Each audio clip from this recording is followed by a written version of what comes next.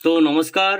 আজকের যে ভিডিওটি হচ্ছে সিএসসি ভিএলইদের জন্য। সিএসসি ভিএলইদের ডিজিপিতে একটি নতুন আপডেট আসছে 2025-এ।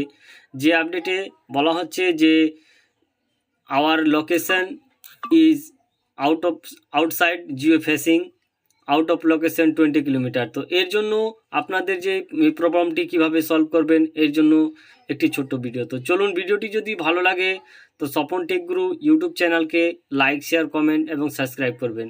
তো এটি হচ্ছে আরবিআইয়ের যে গাইডলাইন অনুসারে সেটিকে জিও ফেসিং করাতে হবে। তো সেটি কীভাবে করবেন এ বিষয়ে আজকের ভিডিওটি। তো চলুন এবার আপনাদের কম্পিউটার স্ক্রিনে দেখিয়ে দেবো। তো আপনাদের যখনই লগ ইন করতে যাচ্ছেন এখানে দেখা যাচ্ছে যে you are the outside of allowed geo ranging. তো এর জন্য আপনাদের যে কাজটি করতে হবে, প্রথমে আপনাদের মাই জিও রেজিস্টার অ্যাপে চলে যাবেন। এখান থেকে আপনাদের যে সিএসসি না আইডি এবং ফিঙ্গারপ্রিন্ট দিয়ে প্রথমে লগ ইন হয়ে যাবেন। তো দেখতে পাচ্ছেন আমি আমার যে জিও আইডিটি দিয়ে টার্ম অ্যান্ড কন্ডিশনে অ্যাকসেপ্ট করে সাবমিট বটমে ক্লিক করব।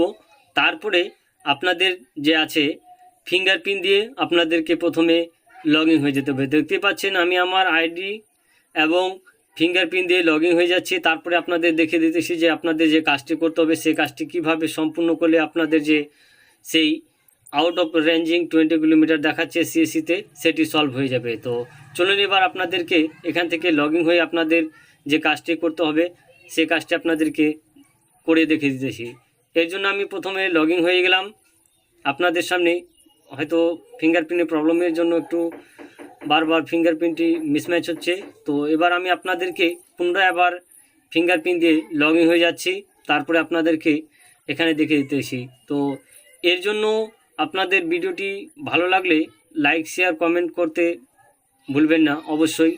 তো এখানে 16 সার্ভার থাকা থেকেই বারবার ফিঙ্গারপ্রিন্ট মিসম্যাচ হচ্ছে। তো আমি আপনাদেরকে দেখিয়ে দিতেছি যে কিভাবে আপনারা আপনাদের যে এই প্রবলেমটাকে সলভ করবেন।